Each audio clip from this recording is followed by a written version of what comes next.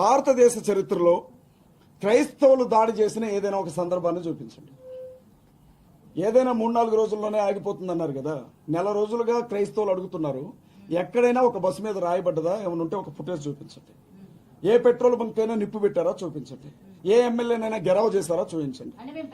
ఎవరు? మేము చేయమండి అట్లాంటి పనులు. ఆ దిక్కుమాలిన పనులు చేసే సంస్కృతి క్రైస్తవులకు ఉండదు. ఫస్ట్ ఇంకొక విషయం కూడా చెప్తా ఉన్నా.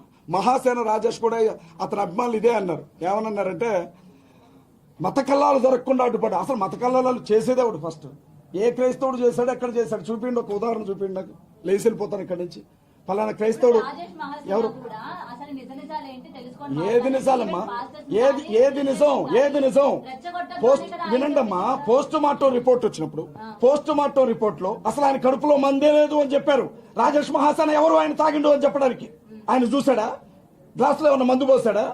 సీసీటీవీ ఫుటేజ్ లో ఎవరినైతే ప్రవీణ్ పగాడ అంటున్నారో అసలు అది రాంగ్ ఫుటేజ్ అని ఒక ఛానలే చెప్పింది కదమ్మా. ఎవరు?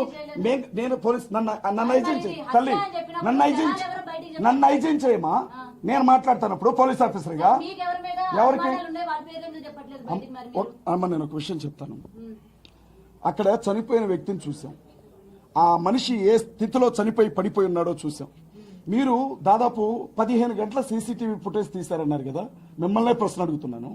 15 గంటల సీసీటీవీ ఫుటేజ్ లో మందు కొనుక్కోవడానికి లిక్కర్ షాప్కే వెళ్ళాడు తప్ప అన్నం తినడానికి ఏ హోటల్కి వెళ్ళలేదమ్మా. హైదరాబాద్ లో బయలుదేరిన వ్యక్తి రాజమండ్రికి వచ్చే వరకు మందు తాగుతూనే వచ్చాడా? ఒక చోట క్వార్టర్ కొనుక్కొని తాగాడు, ఒక చోట ఏమంటారు బ్రాంతి కొనుక్కొని తాగాడు, ఇంకో చోట బీర్ కొనుక్కొని తాగాడు. ఎవడైనా తాగుబోతు సహోదరులు ఎవరైనా ఉంటే ఒక మాట చెప్పండి, అది సాధ్యమేనా? ఎవరైనా తాగితే ఒక బ్రాండ్ తాగుతారు, ఇన్ని బ్రాండ్లు దారి పొడుగునా తాక్కుంటూ వస్తారా? సరే తల్లి, ఒకవేళ ఇది కూడా వాస్తవమే అనుకుందాం. రామవరపాడు జంక్షన్ లో ఆ మనిషి 4 గంటలు అక్కడే ఉన్నాడు అని చెప్పారు కదా. 4 గంటల సమయంలో మనిషి పడిపోయి స్పృహ లేని స్థితిలో ఉంటే తలకుండే హెల్మెట్ తీరా, ముఖానికుండే మాస్క్ తీరా, ముఖం మీద కొన్ని నీళ్లు చల్లరా? అక్కడుండే ఆ ఎస్ఐ సుబ్బారావు గారు ఏమైనా సాక్ష్యం ఇచ్చారు? ఆయన తాగలేదు అని చెప్పారు. ఎవరు? ఆయన తాగలేదని చెప్పారు కదా. మా అదెందుకు వినపట్లేదు మీకు? అసలు ఆయన తాగలేడు అని చెప్పారు కదా ఎస్ఐ సుబ్బారావు గారు. హైదరాబాద్ లో తాగడం మొదలుపెట్టిన మనిషి రామవరపాడు దాకా తాగొస్తా ఉంటే ట్రాఫిక్ ఎస్ఐకి అర్థం కదా ఆయన ఏమన్నా తాగాడా అని అడిగితే, మీ మీడియా సంస్థలు అడిగితే ఆయన తాగిలేడండి, ఆయన చాలా గౌరవప్రదంగా ఉన్నాడు అని చెప్పారు. మరి అదెందుకు సాక్ష్యంగా తీసుకోరు మీరు? ఇప్పుడు అమ్మా ఏ ఉన్నా ఏ అయ్యా ఏదో అంటాం, టెక్నాలజీ నాకు పెద్దగా తెలియదు. ఏ అయ్యా మీరు ఇక్కడ కూర్చొని ఉన్నారు, బార్ షాప్ లో ఉన్నట్లుగా ఒక వీడియో చూపించడం మీకు ఒక 5 నిమిషాలు టైం ఇస్తారా? అది పెద్ద విషయమా? అది పెద్ద విషయమా? ఇన్ని 15 గంటల జర్నీలో ఎక్కడైనా మాస్క్ తీసిన ఆ మనిషిని చూపిండి అని అడుగుతున్నాను. అరే ఉబ్బకి చచ్చిపోతారు కదమ్మా, ఉబ్బకే చచ్చిపోతారు కదా. ఈ 15 గంటల జర్నీలో ఎక్కడా మాస్క్ తీయలేదు, కానీ చచ్చిపోయిన చోట మాత్రం మాస్క్ జాగ్రత్తగా మడత పెట్టి పక్కన పెట్టాడు.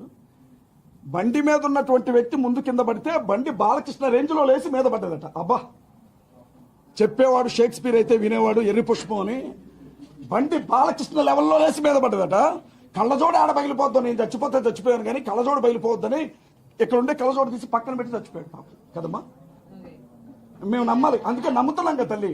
ఇప్పుడు నువ్వు కంప్లైంట్ ఇచ్చినా కేసు పెడతారు, మళ్ళీ ఇదొక చికాకు మాకు. నమ్మేస్తున్నాం, యాక్సిడెంటే నమ్మేస్తున్నాం, కానీ అనుమానాలు. మరి అదే కదా, నమ్మమని ఎవరో చెప్పనప్పుడు, నమ్మమని ఎవరో చెప్పనప్పుడు ఎవరమ్మా? ఎవరున్నారు మాకు? ఎవరున్నారు మాకు? ఎవరున్నారు మాకు? ఎవరున్నారు మాకు? మా తరపున ఏ రాజకీయ పార్టీ మాట్లాడింది? ఏ ఎమ్మెల్యే మాట్లాడాడు?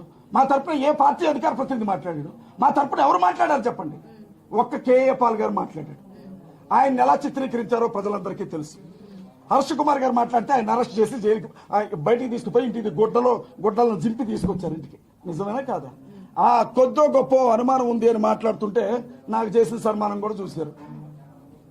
ఇంకేం కావాలా? భయం సార్, అందుకే ఇక్కడికి వచ్చి ప్రెస్ మీట్ పెట్టాను. నాకు చాలా భయం, నాకు 24 గంటల భయం కేసులంటే, అందుకే ఇక్కడికి వచ్చి ప్రెస్ మీట్ పెట్టాను సార్. సార్ ఇప్పుడు తల్లి ఒక్క నిమిషం, తల్లి ఒక్క నిమిషం మీరు అవుతారా? నాకు బాధమ్మా, ఏనండమ్మా ఒక్క నిమిషం నన్ను మాట్లాడినివ్వండి, ఒక్క నిమిషం మాట్లాడినివ్వండి. దానికి సమాధానం చెప్తాను. ఎవరికి పట్టలేదు, నీకు ఒక్కడికే ఎందుకు పట్టింది అని అడిగారు ఆయన. నేనేమంటున్నానంటే, నేను వేరు సార్, నేను మీకు కష్టం వచ్చినా నేను అలాగే మాట్లాడతాను. నా మనసు ఊరుకోదు, నా పద్ధతి అది. నేను ఒక్కడ మాట్లాడమేంటి సార్, అభినయ్ మాట్లాడదా? ఇంకా అభినయ్ అరెస్ట్ చేయాలి, కేసు పెట్టారులేండి, ఫ్రీగా వదిలిపెట్టలా. ఆయనకు కూడా కావాల్సినవి ఇచ్చారు, ఆయనకి రాజానగరంలో వచ్చినాయి ఆ నోటీసులు. ఆయన్ని అరెస్ట్ చేస్తారు, వీకేఆర్ మీద కేసు పెట్టారు, హర్ష్ కుమార్ గారి మీద కేసు పెట్టారు, కేఏ పాల్ గారి మీద కేసు పెట్టారు. ఎందుకు పెట్టలేదు సార్? నేను ఒక్కడనే, నా కోన్కిస్కా గొట్టంగా నేనేమన్నా సార్ ఒక్కడనే అంటారు మీరు? ఎంతో మంది, కొన్ని లక్షల మంది క్రైస్తవులు కొట్లాడుతున్నారు ఇవాళ కూడా. ఈ సిస్టర్ ఒక మాట అడిగారు, జెసికా ప్రవీణ్ గారికి లేని బాధ మీకెందుకు అని. అమ్మా ఒక్క విషయం చెప్తాను, చాలా అమ్మా క్షమించమని చెప్తానండి. ఒకటి ఇప్పుడు మీరే చెప్పారు కదా, జెసికా గారు హామ్ చేసిన వాళ్ళని క్షమించాలంటే, హామ్ చేశారంటే చంపారని ఆవిడ కూడా ఒప్పుకున్నట్టే కదా. ఒకవేళ యాక్సిడెంట్ అని ఆవిడ నమ్మితే మరి బైక్ ని క్షమించమంటుంది ఆవిడ? కాదు కదా. ఎవరో దీని వెనక కుట్రకారులు ఉన్నారు, హంతకులు ఉన్నారు, నిందితులు ఉన్నారు కాబట్టి వాళ్ళని బైబిల్లో చెప్పిన విధానాన్ని బట్టి మనం క్షమిద్దామనే కదా మాట్లాడేది. ఒక్క విషయం అమ్మా, ఇద్దరు ఆడపిల్లలు, మీరు ఒక ఆడబిడ్డ, కట్టుకున్న భర్త చనిపోయినటువంటి స్థితి, చాలా బెదిరింపులు ఉన్నాయని వాళ్ళు నెత్తినోరు కొట్టుకొని చెప్పారు ఫ్యామిలీతో మేము మాట్లాడినప్పుడు. ఆ బిడ్డని, తన పెద్ద బిడ్డను చంపుతానని బెదిరిస్తున్నారు అని ప్రవీణ్ అన్న అనేక సందర్భాల్లో మాట్లాడారు. తనకి ప్రాణాపాయం ఉందని చెప్పారు. ఆ బిడ్డను తీసుకుని ఏప్రిల్ నెల 17వ తారీఖున అమెరికా వెళ్ళిపోవాలి, వీసా కూడా రెడీ అయింది ఆ బిడ్డకి. అలాంటి స్థితిలో ఈయన చంపేశారు. ఇప్పుడు ఉన్న ఒక్కగానొక్క బిడ్డని, చిన్న బిడ్డ 4 ఏళ్ళు ఉంటాయమ్మా, వాళ్ళని కాపాడుకోవాలా? రోడ్డు మీదకి వచ్చి చనిపోయిన వ్యక్తి గురించి మిగతా వాళ్ళకి టార్గెట్ కావాలా? మీరేం చేస్తారమ్మా? మీరైతే ఏం చేస్తారు ఆవిడ ప్లేస్లో ఉంటే? ఆవిడ నిస్సహాయ స్థితిని వాడుకున్నారు తప్ప సాయం చేశారా? గవర్నమెంట్ వాళ్ళకి సాయం చేశారమ్మా? పోస్ట్ మార్టం రిపోర్టు 2 వారాలు పట్టిద్దమ్మా. 2 వారాల తర్వాత ఇచ్చేంత ఏం జరిగిందమ్మా అక్కడ? పోస్ట్ మార్టం రిపోర్ట్ ఇవ్వడానికి గవర్నమెంట్ సాయం చేసిందా? మసిపూసి మారేడికాయం చేసింది గవర్నమెంట్. ఎవరికి సాయం చేసింది?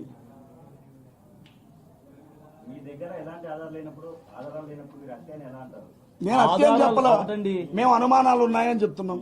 అనుమానించొద్దా? ఎవరికి? నేను చెప్తాను వినండి.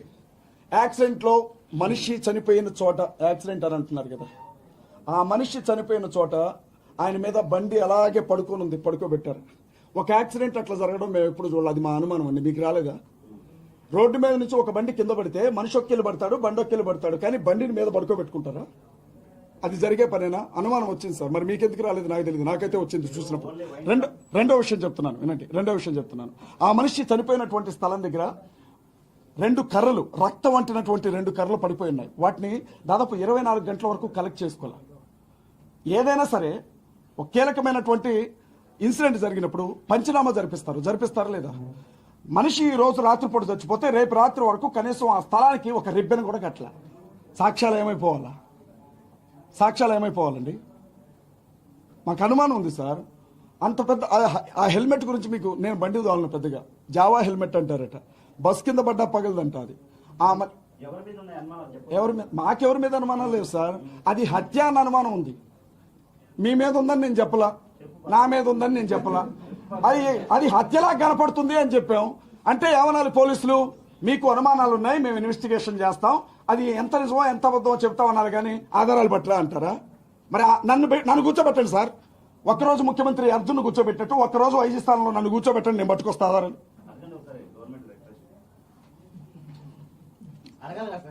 రిక్వెస్ట్ చేసిన సార్, నన్ను కూర్చోబెట్టండి సార్. ఒక 24 గంటల పాటు నన్ను ఐజీ స్థానంలో కూర్చోబెట్టండి దయచేసి. పోలీస్ డిపార్ట్మెంట్ కొంత నాకు సహకరించమని చెప్పండి, నేను పట్టుకొస్తాను ఆధారాలు ఏమన్నా ఉంటే. లేకపోతే అనవసరంగా అనుమానించానని క్షమాపణ చెప్తా కదా. పోలీస్ స్టేషన్ లోనికి నన్ను తీసుకుని వెళ్తే కనీసం ఇంట్లో ఉన్న వాళ్ళు ఆడికొస్తే కలవడానికి కూడా లోపలికి రాని గెంటేశారు. మామూలు పర్సన్ గా నాకు ఆధారాలు ఇస్తారమ్మా? క్రిస్టియన్ సమాజం మొత్తం కూడా జగన్మోహన్ రెడ్డికి ఓటు వేయదన్నారు. అలాగే చంద్రబాబు నాయుడిని మళ్ళీ ముఖ్యమంత్రి కానివ్వము. అవును, క్రిస్టియన్స్ అందరూ కూడా ప్రతి ఒక్క అభ్యర్థి మీద పోటీ చేస్తారు. పార్టీ పెట్టే ఆలోచన ఉందా? లేదండి, మేము అలా చెప్పలేం కదా. ఏమండి అమ్మా, నియోజకవర్గానికి ఒకళ్ళు నిలబడతారు, మీకు ఇంట్రెస్ట్ ఉంటే చెప్పండి, మీరు కూడా నిలబడతారు కదా అమ్మా కదా. ఎవరు? అవును, మీరు చూసారు కదా, అసలు ప్రధానమంత్రిని టార్గెట్ చేసుకున్నాను కాదండి. నేను ఇప్పుడే ఉన్నాను పొలిటికల్లో, ప్రత్యేకంగా పాలిటిక్స్ లోకి వచ్చాను. కాంగ్రెస్ పార్టీ స్టేట్ కోఆర్డినేటర్ గా ఉన్నాను, ప్రచార కమిటీ 3 ఏళ్లుగా ఉంటున్నాను. ఏమండి మొత్తం అంటే ఈ పహల్గామ్ అటాక్ గురించి పహల్గామ్ అటాక్ గురించి నేను స్పష్టంగా ఒక ప్రశ్న అడుగుతాను. అందరూ బయటకు వచ్చి ఖండిస్తుంటే ఆ, మీ క్రిస్టియన్ పాస్టర్స్ ఎందుకు బయటకు రావాలి? నా వీడియో మీరు చూడలేదా? క్రిస్టియన్ సార్ ఒక్క విషయం చెప్తాను, ఒక్క విషయం సార్, ఒక్క విషయం నన్ను ఏమండి నన్ను వినండి సార్, చెప్పనీరా సార్. నేను ఒకటి అడుగుతా ఉన్నా, మీకే దేశభక్తి ఉన్నట్టు మిగిలిన వాళ్ళందరూ కూడా దేశద్రోహులైనట్టు కొంచెం మాట్లాడకండి. ఒక విషయం చెప్పనండి, ఇప్పుడు 26 మందిని చంపేశారు కదా 9 ఉగ్రవాదులు వచ్చారు కదా, వచ్చారా లేదా?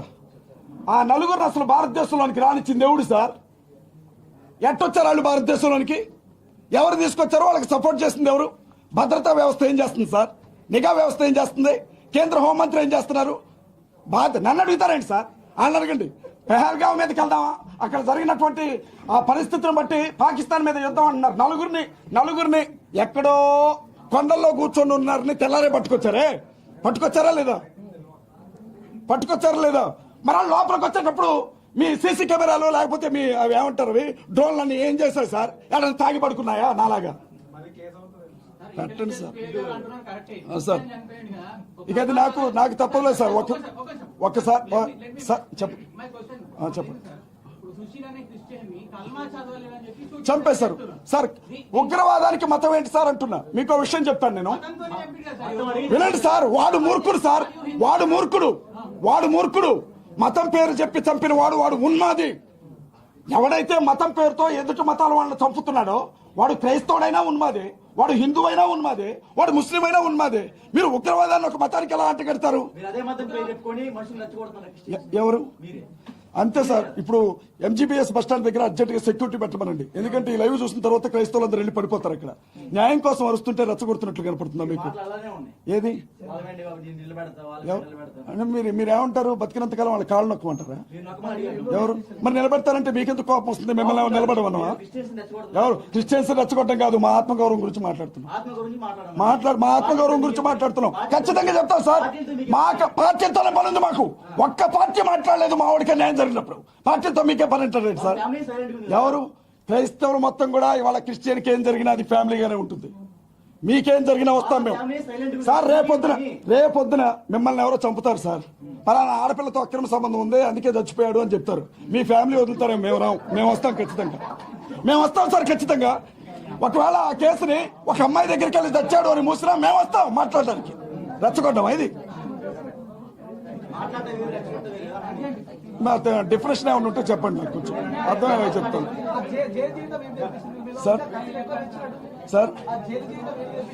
సార్. తల్లి ఒక నిమిషం, ఒక ప్రశ్న అన్నా. ఒక్క విషయం, కోర్టులను మాత్రమే నమ్ముతున్నాం. కోర్టుల మీద మాకు పూర్తి నమ్మకం ఉంది. న్యాయ వ్యవస్థ మీద పూర్తి నమ్మకం ఉంది. న్యాయవాదిని నమ్ముతాం. కోర్టులో పనిచేసే క్లర్క్ను కూడా నమ్ముతాం సార్. మేము ఈ దేశం ఈ రోజు ఇలా ఉంది అంటే దానికి రెండే కారణం. ఒకటి రాజ్యాంగం, రెండవది న్యాయ వ్యవస్థ. మేము బలంగా నమ్ముతున్నాం. ఎవరు? ఆంధ్ర కోర్టులో కేసు వేసాం సార్. కేపాల్ గారు కేసు వేశారు.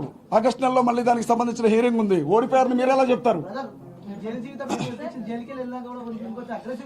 జైలు దగ్గరికి వెళ్ళొచ్చాక ఏం నేర్చుకున్నారని అన్నారు.